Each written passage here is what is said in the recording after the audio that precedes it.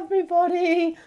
Just checking in. I wanted to tell you about Nana yesterday. I went in to see Nana yesterday evening to put her to bed. So we usually go in and tuck her in and make sure she's okay, which is a really beautiful thing to do. I love doing it. She's just, she's so much fun to be around. Anyway, we got to Nana's and she was in the foulest mood. So she had decided everyone in the care home was evil and she hated everybody, and including us, we were evil as well.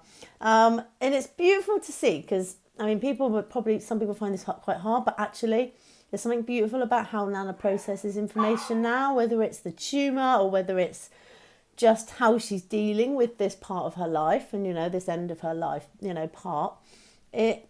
She feels every emotion as it comes in. So instead of, in normal life, if you feel miserable or sad or you're having a bad day, you don't let anyone know, you put on a good front. She doesn't do that.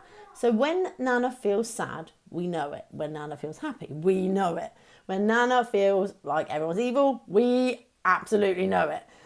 But what happens is that passes so quickly. So there's kind of a lesson in this, I think, that if you don't feel what you're feeling in your body as an emotion, not owning it, but just feeling it come up and letting it go, it stays in you. And that will poison you. That will be something that, it sounds quite dramatic, but it will stay with you until you actually feel that emotion, let it go. That's what our bodies are designed to do. We're designed to feel emotion and then let it go, and then let another emotion come in and another feeling come in.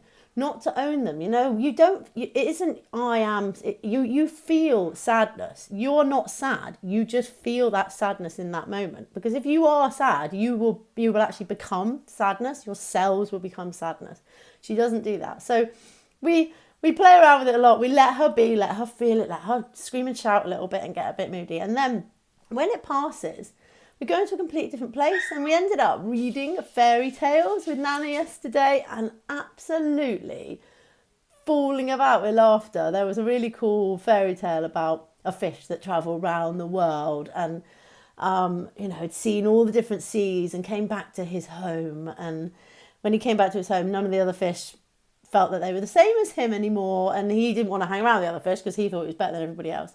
And then the end of the story, the fish got hooked up in a net and all eaten together. So the moral of the story was, it doesn't matter. At the end, it doesn't matter what happens, you're still toast. So, it's a weird story, but we were in fits of laughter about it. And it's actually got quite a nice moral, doesn't matter what you do in your life, at the end is always the same. And it's so weird. I open up the book at a certain page and it's just stories that are so relevant to us.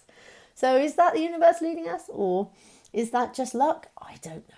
But just wanted to share, when you feel something, don't suppress it.